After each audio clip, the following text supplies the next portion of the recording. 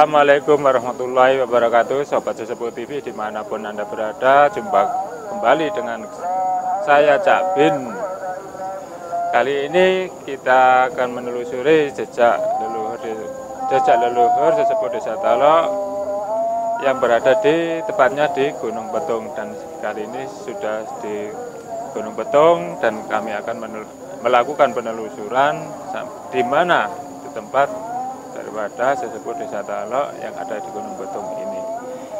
Jangan lupa subscribe, like, share, dan komen agar tidak terlewatkan video-video kami selanjutnya. Ikuti terus penelusuran kami.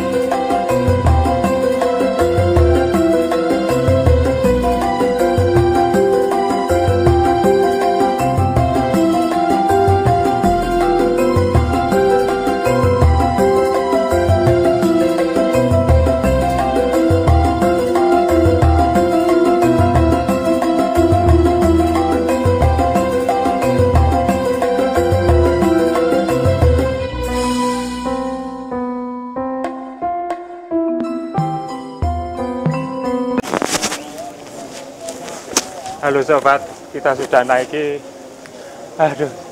beberapa anak tangga ini sangat melelahkan sekali. Ya lumayan agak tinggi, kira-kira adalah 300-an anak tangga ini. Kita lanjutkan lagi perjalanan ke tempat makom Mbah Mulud di sini.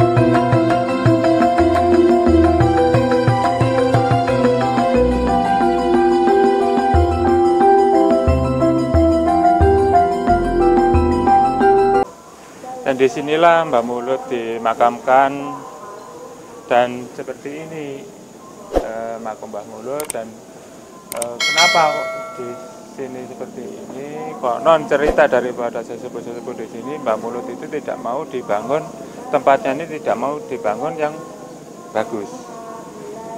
Jadi jangan istilahnya di dalam syariat, janganlah menuhankan suatu makhluk, tapi kita tetap kepada Allah.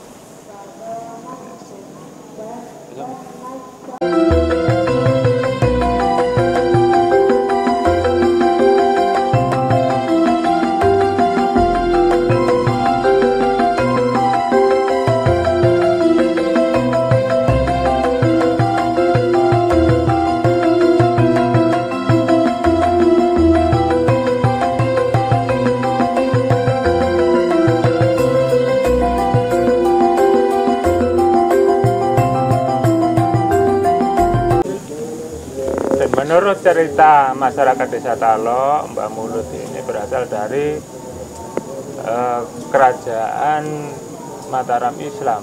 Asal usulnya dari kerajaan pada masa kerajaan Mataram Islam. Dan pada saat di kerajaan Mataram Islam, beliau menjabat sebagai adipati, salah satu adipati yang ada di Mataram.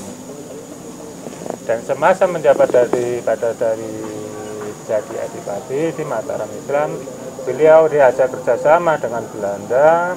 Beliaunya tidak mau karena merasa menindas saudara-saudara kami setanah, sebangsa dan setanah air.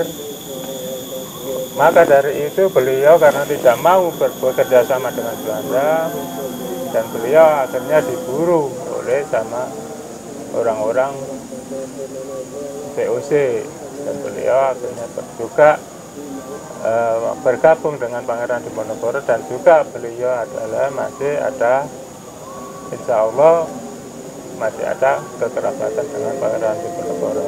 Dan akhirnya Mbah Mulud berjuang bersama-sama Pangeran Diponegoro.